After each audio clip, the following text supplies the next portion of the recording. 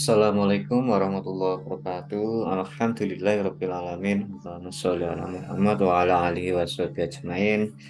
Alhamdulillah bisa berjumpa lagi. Kali ini ada buku yang menarik yaitu Tafsir Ilmi ya. Ini terkait dengan fenomena kejiwaan manusia dalam perspektif Al-Qur'an dan sains. Ya, kira-kira apa fenomena kejiwaan kita ini sebagai manusia ya. Menarik sekali buku ini karena langsung terkait dengan diri kita dan ilmu yang kita pelajari atau sains gitu ya. Sebelum kita lihat apa konten dari buku ini, silakan diklik subscribe ya, agar selalu dapat update buku-buku menarik berikutnya. Oke, langsung saja kita akan lihat apa konten dari buku ini. Nah, di buku ini ada beberapa bab ya. Di bab satu itu ada pendahuluan yang menjelaskan secara umum ya bagaimana fenomena manusia itu. Kemudian di bab 2 itu manusia sebagai makhluk jasmani rohani ya. Di dua unsur ya, jasmani dan rohani. Ini perkembangan manusia, bahkan institusi dalam diri manusia dan jasmani atau raga, jiwa, keterjalinan antara jiwa dan raga. Nah, itu seperti apa ya? Itu ada di halaman 13 ya. Kemudian di bab ketiga itu ada tem-tem tentang jiwa dalam Al-Quran. Jadi kira-kira kata-kata terkait dengan jiwa yang ada dalam Al-Quran itu apa saja ya. Nah, di situ ada nafs di halaman 15 ya, ada qalb di halaman 18 dan ada ruh di halaman 23. Ini menarik sekali ya apa kaitannya ketiga tem tersebut ya. Kemudian di bagian bab 4 itu ada jiwa dalam pandangan filosof muslim dan kaum sufi. Nah, ini ya.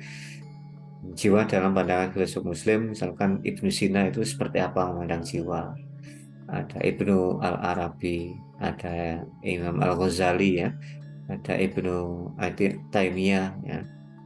Kemudian di bagian B itu jiwa dalam pandangan kaum sufi ya, ada Al-Junaid Al-Baghdadi, ada Al-Hajj, ada Ibnu Atta'ila Al-Sakandari ya. Ada Ibnu Qayyim Al-Jaziyah, kemudian ada Syekh Abdul Muhyi Pamijahan. Nah, kemudian jiwa dalam pandangan ulama kontemporer ada Rasyid Ridho, ada Ahmad Mustafa Al-Marawi, ada Said Qutb ya, ada Wahab Al-Zawhili, ada Mullah Halisi. Nah, ini menarik sekali ya. Bagaimana jiwa ini dikaji oleh para ilmuwan ya, para ilmuwan dan para kaum filosof akan mungkin sufi. Nah, ini. Kemudian di bab kelima itu ada gejala kejiwaan pada manusia normal. Ada sensori dan ada persepsi. Ya, itu apa sih sensori itu, persepsi itu apa? Nah, ini bisa dibuka aja di halaman 45 ya. Kemudian berpikir dan memori. Nah, ini halaman 66. Berpikir, memori, emosi, motivasi. Nah, ini semuanya adalah fenomena-fenomena proses mental ya, gejala-gejala kejiwaan. Bahkan di bab ke-6 ya, di bab ke-6 ini ada gangguan kejiwaan ya, ada gangguan psikologi, ada psikopat, nah, ada kecemasan dan fobia, kemudian ada kecemasan atau anxiety ya, ada ketakutan yang tidak masuk akal ya. Nah, ini fobia. Nah, seperti apa ya fobia ini halaman 97. Bahkan ada hipokrit atau munafik ya. Ada gangguan kejiwaan ya, atau junun ya. Ada antisosial. Bahkan ini ada penyimpangan seksual ya. Ini halaman 106 ya. Ada homoseksual dan lesbianisme atau LGBT itu ya. Ada sadomasochisme dan masochisme, ada eksibisionisme, ada voyeurisme, ada fetisme, ada pedofil, dan seterusnya ya. Menarik sekali untuk dikaji ya biar kita paham seperti eh,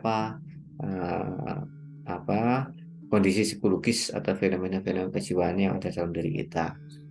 Kemudian di bab ke-7 itu ada fenomena kejiwaan dan kesehatan. Ya.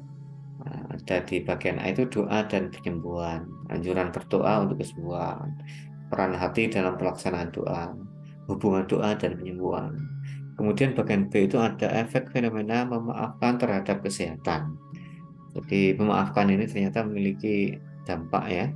Nah, ini diuraikan juga ini dalam kajian-kajian dari perspektif Al-Quran ya, memberi dan minta maaf.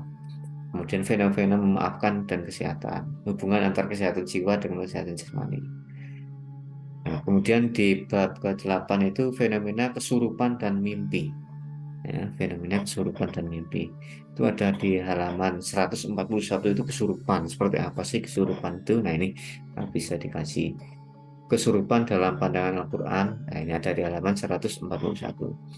Kesurupan dalam perspektif kedokteran dan psikologi. Ya. Nah, ini halaman 148. Kemudian kesurupan dalam perspektif kebudayaan. Nah, ini ada di 161. Dan bagian B ini ada mimpi. Ya. Mimpi itu seperti apa dan apa hubungannya dengan kondisi psikologis kita. Nah, ini bisa dilihat di halaman 154. Terakhir ini di bab penutup. Menarik sekali buku ini ya. Segera aja diunduh e-booknya ada di deskripsi YouTube ini, link e-booknya ya. Terakhir, silakan diklik subscribe ya. Saya doakan yang subscribe semoga rezekinya lancar, yang sakit semoga sembuh, dimudahkan semua urusan, bahagia di dunia dan akhirat. Amin, amin ya rabbal alamin. Demikian, kurang lebihnya mohon maaf dan semoga bermanfaat. Assalamualaikum warahmatullahi wabarakatuh.